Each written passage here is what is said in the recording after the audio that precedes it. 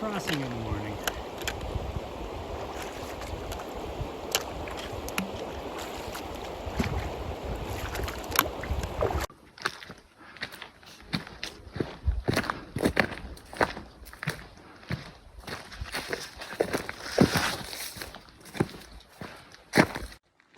Good morning. Day 7. Well, after that little getting my wet feet first thing in the morning, that water was freezing. You know, to get the shot, I had to cross over 3 times, and the second time I could definitely feel it in my feet. But thanks to the water shoes, you could just pull them out, dry off my feet, put on dry socks, and ready to go. Now we're just walking up this creek valley heading towards Elbow Pass. A lot of burns as always, but generally pretty pleasant hiking. It's been cool because the sun's been behind the hills to the side, but it's just starting to break out now, so I think things are going to start heating up again. So today, just kind of the natural point to stop is not that far along, maybe 17 miles near the patrol cabin. Doesn't look like anything crazy in terms of the hiking. So I think that's it. Sitting on top of Elbow Pass. Forgot to get water, so only had a few mouthfuls coming up here, but it wasn't that far. It was only about 1.5 miles, and I think when I drop down, I'll hit water pretty soon. Not much of a view here. It's really just kind of a burnt out little area. Let's see. So from here we should be dropping down, just following another river stream. There are a lot of blowdowns coming up, so we're back in that mode. I guess no one's doing trail maintenance. And horses must not come up here very much. But it's pretty. What's funny is you can see all the little pine trees starting to pop up. So after the burn, these are popping up, and then as the older ones get diseased and fall, these little ones are taking their place. So a lot of them are growing right into the trail. A little hazy, but what a view. That's the creek coming down that I'm going down to. Very nice walking along this creek. I think that's going to be like for quite a while. The trail's pretty good shape. You can see from all the horse poop that horses are on this, which means no blowdowns. So looking forward to some smooth sailing for a while, although it is kind of rough.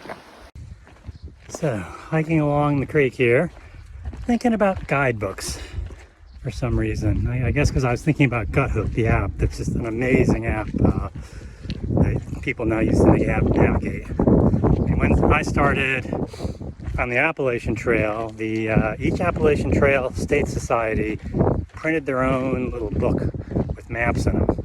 Quite expensive, but incredibly detailed. They told you every turn. Of course, the irony is the Appalachian Trail is so well marked, you really don't need anything. Then on the PCT, you had the 4 got books, which had the maps printed in the books.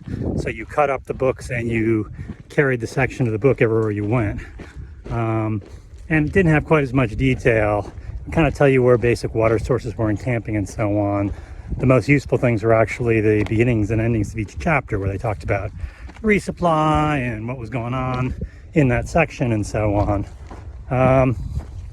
They were quite good. Fortunately for the most part, the PCT is on well-established trails. So, the only places the guidebook really was critical was in some of the areas where the trail hadn't been established yet. So you were road walking, or there were some places where you're almost going cross country. And then CDT, you had the Jim Wolfe volumes of each state, which had very little detail. I don't even know if they had maps or not. I think we were carrying our own topo maps for each section. Nowadays with Guthook, I mean, it's an amazing deal. For like 30 to 60 bucks, you can get the maps for the area on your phone. You know, the maps themselves aren't that different than what you get in a guidebook. It still has very much of that blinder mentality where you have no idea what's going on to the left and right of you. It doesn't tell you much about the side trails. It just really focuses on the CDT. But the two incredible miracles are, one, GPS, because now you know exactly where you are all times relative to the trail. So that's really cool. And then the second thing is, you know, for each GPS location, whether it's a stream, a campsite, a town, a trail crossing, whatever, people can leave comments. So it's almost like a social media based set of knowledge, so it becomes very up to date. It's funny because the Appalachian Trail originally had a version of that, which was the registers in each hut. You know, from those, you got information from people going the opposite way about what was going on the trail and the towns and so on. And modern social media has caught up to that and does it on Guthook now. So, you know, I've found most of the comments to be quite useful and accurate. And it's a great way to give back to the community. So, you know, I mean, navigation is very easy. I do wonder what happened to a lot of people if Guthook failed and you're in the middle of nowhere. It's very easy to become like spatially very tunnel vision on where you are. I'm carrying backup maps. For this section, I'm carrying a giant wilderness guide map of the whole Marshall Scapegoat Wilderness area. And then later on, I'll be carrying color copies of the USGS stuff, the Jonathan Lay maps. And they actually have some commentary in them as well. It's quite useful.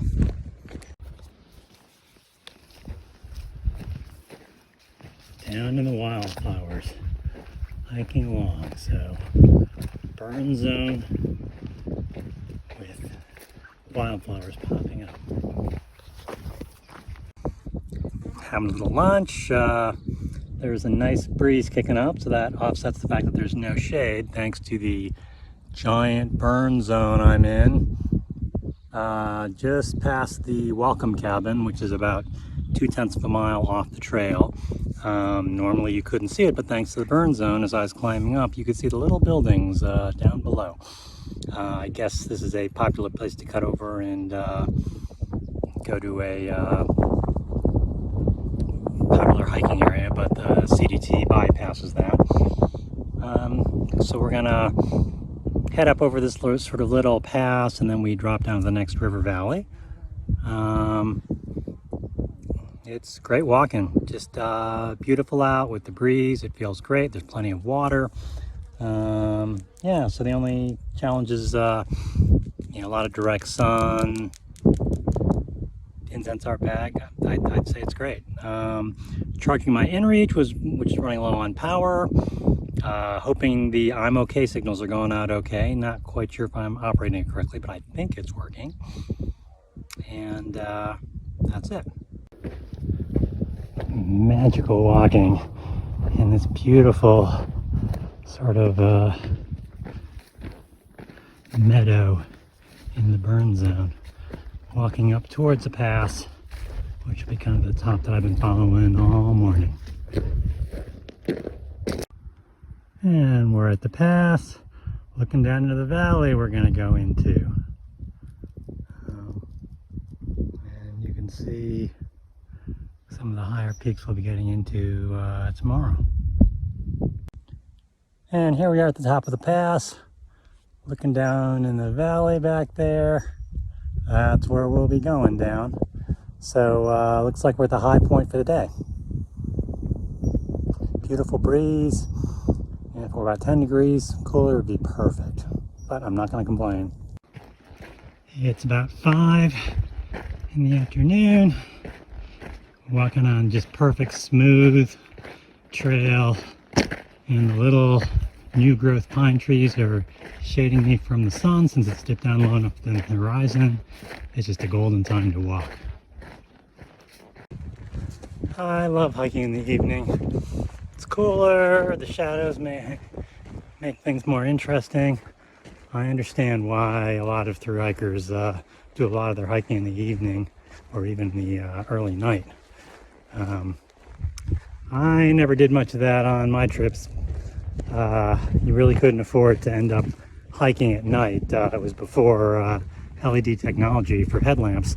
So, you know, typical flashlight battery, you maybe had 30 minutes of time. So you really couldn't hike at night unless you're going to hike by moonlight, which people did. On the Appalachian Trail, there was a group that hiked mostly at night, especially in the Smokies where they couldn't get permits for the cabins, so that, for the shelters. So they would hike at night and then sleep in them during the day. They were called the second shift.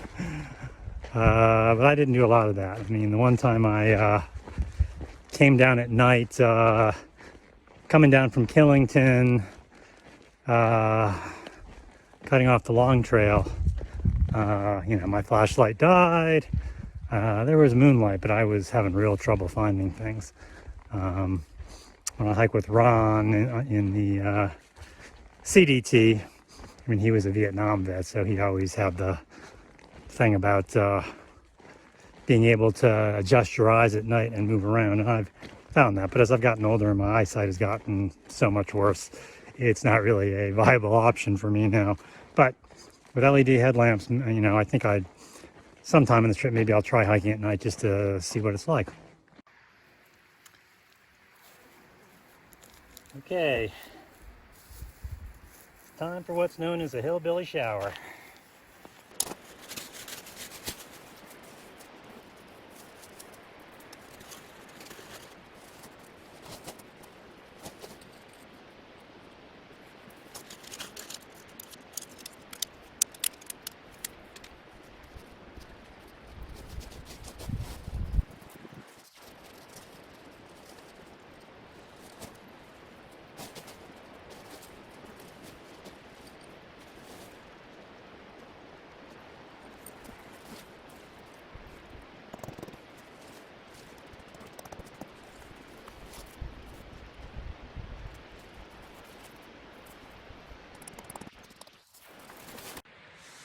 Just hanging out at the campsite after dinner.